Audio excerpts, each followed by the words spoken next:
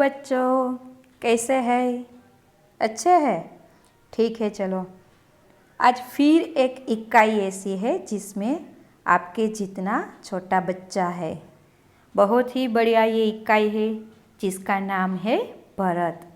चलो हम उसके बारे में अब जानकारी प्राप्त करते हैं। इस इकाई के लेखक है राजा लक्ष्मण सिंह। 1926 में आगरा में जन्मे राजा लक्ष्मण सिंह हिंदी, संस्कृत, अंग्रेजी, फारसी, बंगला और अरबी भाषा भली भांति जानते थे, यानी कि बहुत अच्छी तरीके से उनको आती थी।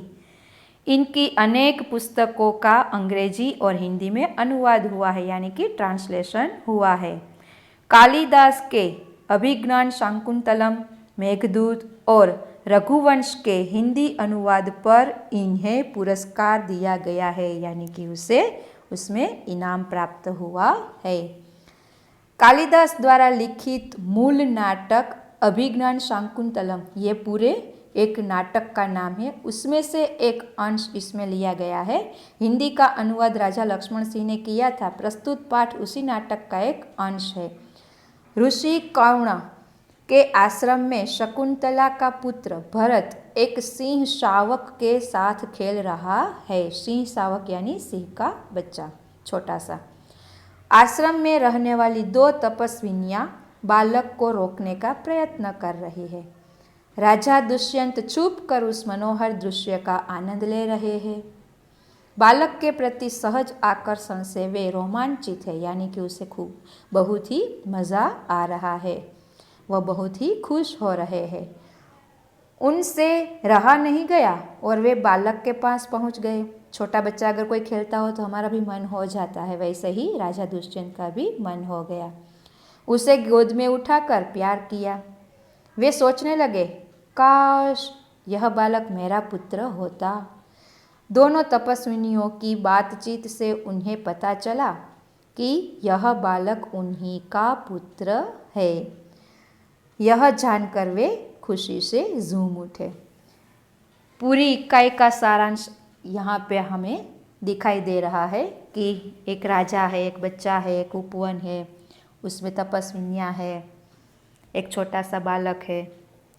फिर वो बालक खेलता है, राजा को पसंद आता है, उसको खेलने के लिए ले लेते हैं अपने हाथ में। बाद में पता चलता है कि वो उन्हीं का ही पुत्र है। तो ऐसी कुछ कहानी है। इस कहानी के पात्र है बालक यानी कि भरत, जो इस इकाई का मुख्य पात्र है। तपस्विनी पहली और तपस्विनी दूसरी, और दूसरा मुख्य पात्र है राजा दुष्यंत।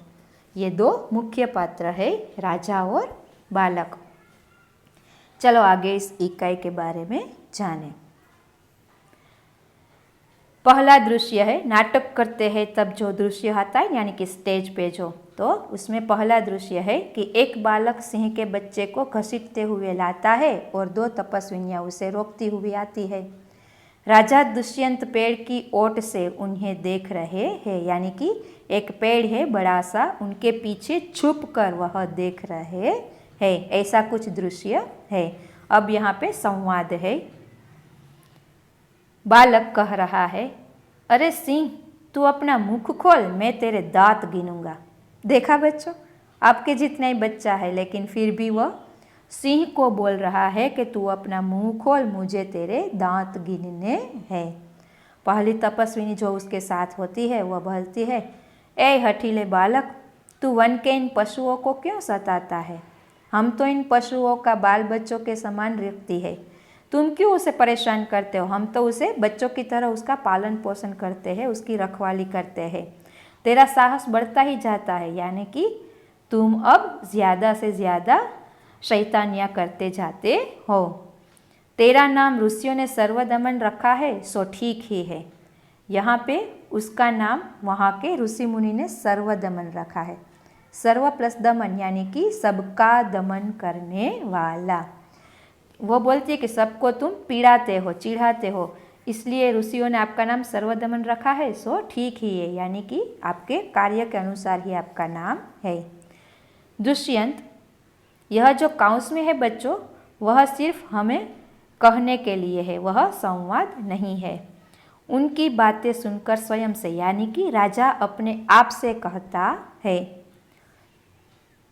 कि आहा, क्या कारण है कि मेरा स्नेह इस बालक की ओर उमड़ा सा आता है। अपने आप से पूछ रहा है, ओ हो, क्या बात होगी जो मुझे ये बच्चा बहुत अच्छा लग रहा है, मुझे उनसे प्रेम हो रहा है, तो फिर क्या होगा। दूसरी तपस्विनी फिर बोलती है, जो तुम इस बच्चे को छोड़ ना दोगे तो सिंहनी तुझ पर दौड़ेगी। यानी कि जिस बच्चे को तुमने, सिंह के बच्चे को पकड़ के रखा है, अगर तू उसको छोड़ नहीं देगा तो उसकी माता आकर तुम पर दौड़ेगी और उसे ले जाएगी। बालक फिर मुस्कुराकर बोलता है, ठीक है, सिंहनी का मुझे ऐसा ही डर है। मुंह चिढ़ाता है, यानी कि एकदम चिढ़ाकर वह तपस्विनी के सामने बोलता है, कोई बात नहीं, मुझे पता है कि मैंने इसे पकड़ा है तो वो सिंहनी है, वह ऐसा ही करेगी। दुष्यंत एकदम आश्चर्य से, यह बालक अवश्य किसी तेजस्वी वीर का पुत्र है, इसका मुख अग्नि के समान दमक रहा है। वह कहता है कि हो ना हो, लेकिन यह बालक कोई ऋषि मुनियों का पुत्र तो नहीं होना चाहिए, कोई तेजस्वी पुत्र होना चाहिए। देखो उसके मुख पर जो एकदम चमक दिखाई दे रही है, दमक दिखाई दे रही है, वो कैसी है। वह उनसे तो पता चलता है कि ये ज़रूर कोई हिम्मत वाला बच्चा है। तब आगे जाके पहली तपस्विनी कहते हैं, हे प्यारे बालक, सिंह के बच्चे को छोड़ दे, मैं तुझे खिलौना दूंगी। वह उसे बहलाने का प्रयत्न करती है कि बालक मैं तुम्हें एक खिलौना दूंगा, अगर तुम इस सिंहनी के बच्चे को छोड़ दोगे तो मैं तुम्हें खिलौना दूंगी, ऐसा वह कहती है। तब बालक है वह बहुत चतुर है, इसने हाथ पसार कर यानी कि फैला दिया, तपस्विनी के सामने अपना हाथ धरा और फिर कहना लगा, पहले खिलौना दे दो, लाओ, कहाँ है कि पहले खिलौना दो, बाद में मैं इस बच्चे को छोड़ूंगी। आप मुझे ऐसे ठगा नहीं सकती, आप पहले मुझे खिलौना दे दो, बाद में मैं बच्चे को छोड़ दूंगा। दुष्यंत दूर से बालक की हथेली को देखकर स्वयं से, उसकी हथेली उसे कैसे दिखी, हाँ, हाथ पसारा, हाथ फैलाया ना तपस्विनी के सामने, इसलिए तब उसको बालक की हथेली दिखाई दी। तो वो हथेली देखकर फिर अपने आप से वह बात करता है, आहा, इसके हाथ में चक्रवर्तियों के लक्षण है, उंगलियों पर कैसा अद्भुत जाल है, और हथेली की शोभा प्रातः कमल को भी लज्जित कर रही है। हथेली को देखकर, देखो बच्चों, आपको पता होगा कि आप जब छोटे थे तब आपकी हथेली कैसी थी, कोमल, नाजुक। तो यहाँ पे भी उपमा दी गई है कि देखो तो सही उसकी हथेली कैसी है, कि हथेलियों की उपमा दी गई है कि प्रातः कमल को भी लज्जित कर रही है, यानी कि सुबह को जो बड़ी सवेरे फूल खिलता है वो कितना कोमल, कितना मुलायम होता है, तो उनकी तरह इस बच्चे की हथेली है, उसको भी लज्जित कर रहा है, यानी कि शर्मा रहा है, उनसे भी ज़्यादा नाजुक मुलायम उनकी हथेली है। अब दूसरी तपस्विनी कहती है, हे सखी सुव्रता, यह बातों से न मानेगा, जा, मेरी कुटिया से ऋषि कुमार के खिलौने के लिए मिट्टी का मोर रखा है, उसे ले आ। दूसरी तपस्विनी पहली तपस्विनी से यह कहती है कि ये बातों से नहीं मानेगा, यानी कि इसको बहलाएंगे तो ये नहीं बहलेगा, उसे सच का खिलौना देना पड़ेगा। तो जाकर कुटिया में जो रखा है उसे लेकर आओ। पहली तपस्विनी, मैं अब भी लिए आती हूँ, फिर वहाँ से चली जाती है। बालक, तब तक मैं इसी बच्चे के साथ खेलूँगा। देखो बच्चे कितने हठीले होते हैं कि जब तक आप खिलौना नहीं लाओगे तब तक मैं इस सिंहनी के बच्चे को नहीं छोड़ूंगा, मैं इसके साथ ही खेलूँगा। यह कहकर तपस्विनी की ओर देखकर हंसता है। अब फिर दुष्यंत अपने आप से कुछ बात कर रहा है, इस सुंदर बालक से खेलने का मेरा मन कैसा ललचाता है। वह बोलता है कि अब तो मैं रह नहीं पा रहा हूँ, ऐसे अच्छे बच्चे के साथ मुझे खेलने का बहुत मन कर रहा है। फिर आह भर कर, हमारी गुजराती भाषा में हम बोलते हैं तो एक पॉजिटिव यानी कि हकारात्मक निश्वासों जैसे बोलते हैं, तो ऐसे वह करता है और फिर बोलता है, धन्य है वे मनुष्य जो अपने पुत्रों को गोद में लेकर उनके अंग की धूली से अपनी गोद में ली करते हैं। यहाँ पे बच्चों, ये जो उनेक है वह गलत है, उनके बदले उनके शब्द आता है। उनके अंग की धूलि से अपनी गोद मैली करते हैं और पुत्रों के सुख अकारण हंसी से खुलकर उज्ज्वल दांतों की शोभा खिलाते हैं और तुतले वचन बोलते हैं। ये यहाँ पे एक पूरा दृश्य वह बोल जाते हैं कि जिन घरों में छोटे बच्चे हैं उन सब लोगों को कैसा मज़ा आता होगा। उनके अंग की धूलि से अपनी गोद मैली करते, यानी कि छोटे बच्चे तो कहीं पे भी खेलते रहते और कहीं पे से भी दौड़कर अपनी गोद में आकर बैठ जाते, तो उसके पैर में, उनके शरीर में, अंगों में धूल होती है, वो हमारे शरीर में, हमारे कपड़े में चिपक जाती है। फिर भी हमें मज़ा आता है। हम उसे यह नहीं बोलते कि दूर चले जाओ, दूर चले जाओ, धूल है, धूल है, ऐसा नहीं कहते। हम सामने से उसे उठा लेते हैं और उसके साथ खेलने लगते हैं। तो यहाँ पर भी कुछ ऐसा ही हो रहा है। और पुत्रों के मुख से, छोटे बच्चे देखो अकारण ही हंसते, उसे हंसने के लिए कोई वजह नहीं चाहिए, वो बगैर वजह के भी हंस सकते हैं। बस ऐसा ही खिलखिलाट वो हंसते, तब उसके मुंह में जो दांत होते, जो से हम दूध के दांत बोलते हैं, वो दिखाई देते हैं, तो बहुत ही अच्छे दिखाई देते हैं। और जब बच्चे छोटे होते हैं तब उसको इतना शुद्ध बोलना नहीं आता है, तो फिर वह तोतले तोतले वचन बोलते हैं। जैसे हमें उस पर हंसी आती है कि फिर हम उसे बार बार वह शब्द बुलवाते हैं। अगर कोई शब्द वह बोलता है, ठीक तरीके से नहीं बोलता है और हमें मज़ा आता है, तो हम बार बार उसके पास बुलवाते हैं और हम भी हंसते हैं, वो भी हंसता है। तो ऐसे उसके साथ खेलने में बहुत आनंद आता है। तो यहाँ पे दुष्यंत भी यही कहते हैं कि ऐसे मनुष्य सब धन्य है जिसके पास ऐसे छोटे बच्चे हैं जिसके साथ वह इस तरह से खेल सकते हैं। फिर दूसरी तपस्विनी कहती है, क्यों रे ढीठ, तू मेरी बात कान नहीं धरता। थोड़ी सी गुस्से हो जाती है।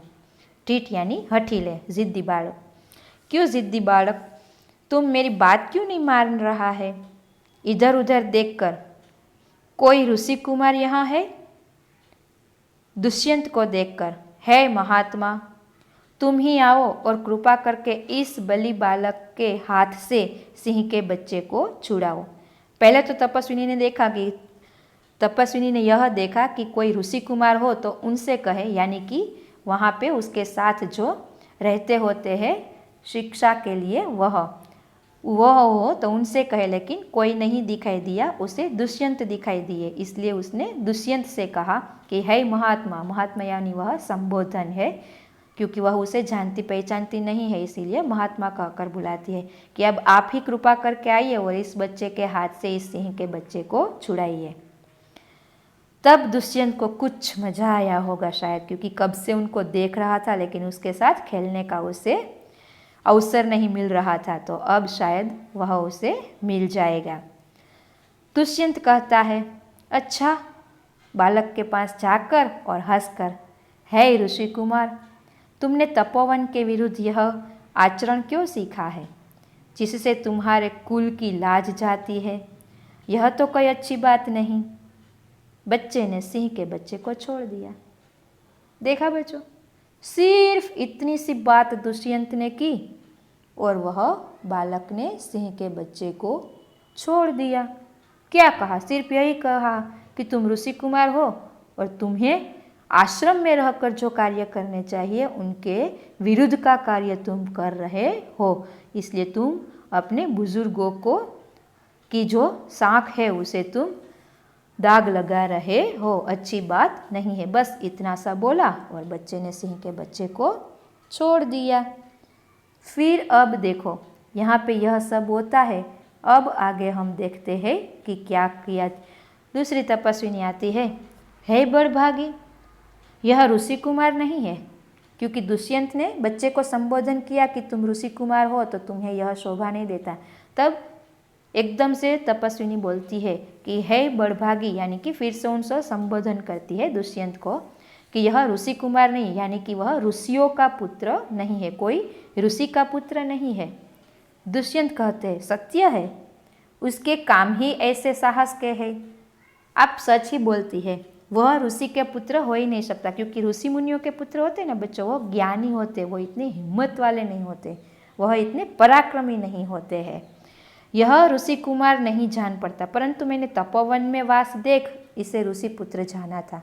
आप सही कहती होगी कि यह ऋषि पुत्र नहीं है, लेकिन यह तपोवन में रहता है, जंगल में रहता है, वन में रहता है और आश्रम में रहता है, इसलिए मुझे ऐसा लगा कि यह ऋषि का पुत्र होगा, इसलिए मैंने ऋषि कुमार कहा। बच्चे की हथेली को अपने हाथ में लेकर स्वयं से वह फिर बातें करने लगे। दुष्यंत, आहा, जब इनका हाथ छूने से मुझे इतना सुख हुआ है तो जिस बड़भागी का यह बेटा है उसे कितना हर्ष होता होगा। फिर से वो सोचने लगा कि मुझे सिर्फ एक बार उसका हाथ अपने हाथ में लेकर इतना आनंद मिल रहा है तो जिसका यह बेटा होगा उस पिता को कितना आनंद होता होगा। यह सब बात अपने दिमाग में वह सोचता है। फिर दूसरी तपस्विनी बोलती है, दोनों की ओर देखकर। बच्चों, बार बार सिखाया है फिर भी आज याद दिलाती हूँ। यहाँ पे जो और लिखा है मैं हर बार यह बोलती हूँ। यह और है, इसका मतलब है तरफ। हम गुजराती में थोड़ा सा आपसे कहना चाहेंगे, इस ओर का मतलब होता है तरफ अथवा बाजू। तमारी तरफ आवવું એટલે કે બંને तरफ જોવું, दोनों की ओर देखकर, બંને तरफ જોઈને। और आपको पता ही है कि इस ओर का अर्थ क्या होगा। अगर हम गुजराती में करें तो इसका अर्थ है अने। ठीक है, तो दोनों में अंतर है। यह 2 मात्रा वाली है, यह 1 मात्रा वाली है, इसलिए इसको और बोला जाता है और इसे और बोला जाता है। ठीक है, आपको याद है, सिर्फ याद दिलाने के लिए। ठीक है, भूल जाते तो अच्छा नहीं, इसलिए फिर से याद दिलाती हूँ। तो दोनों की ओर देखकर, बड़े अचंभे की बात है, उसको एकदम अचंभा हुआ, शौक लगा कि लो कर लो बात, ये तो देखो पहली बार इसे दिखा है फिर भी इसके साथ खेलने लगा है, ये करने लगा है, वो करने लगा है। तपस्विनी को एकदम आश्चर्य होता है। तब दुष्यंत पूछता है उससे, तुम्हें क्यों अचंभा हुआ भाई, तुम्हें आश्चर्य क्यों हुआ। तब दूसरी तपस्विनी कहती है, इसलिए हुआ कि इस बालक की और तुम्हारी सूरत बहुत मिलती है। देखो जिस और की बात कर रही हूँ, यह कि आपकी और इस बालक की, यानी कि तमारी अने आ बाळकनी दोनों की सूरत कितनी मिलती है। तुम्हें जाने बिना भी इसने तुम्हारी बात मान ली। आप आज पहली बार यहाँ पे आए हैं और सिर्फ इतना ही कहा, फिर भी आपकी बात उसने झट से मान ली, इसलिए मुझे आश्चर्य हो रहा है। तब दुष्यंत बच्चे को गोद में उठाकर कहते हैं, हे तपस्विनी, जो यह ऋषि कुमार नहीं है तो किस वंश का है। तो फिर अब वह रह नहीं पाते हैं उस बच्चे के बारे में जाने बगैर, इसलिए वह बोल उठते हैं कि अगर ये ऋषियों का पुत्र नहीं है, कोई ऋषि का पुत्र नहीं है, तो फिर ये किसका पुत्र है, किस वंशज का पुत्र है। तब दूसरी तपस्विनी बोलती है कि यह पुरुवंशी है। तब उसने उत्तर दिया कि यह पुरुवंशी है। बच्चों, आगे की कहानी को हम यहाँ पे स्टॉप करते हैं। मुझे एकदम से विश्वास है कि आगे की कहानी मैं नहीं कहूँगी, फिर भी आप पूरी पढ़ लेंगे, क्योंकि मुझसे पहले आपको जानने की इंतज़ारी होगी कि अब बालक के साथ और राजा के साथ क्या हुआ होगा। हाँ, तो फिर कोई बात नहीं, आप पढ़ लीजिए ताकि मुझे भी समझाने में थोड़ी मज़ा आए। तो फिर अगले वीडियो में हम पूरी कहानी समझेंगे। थैंक्स।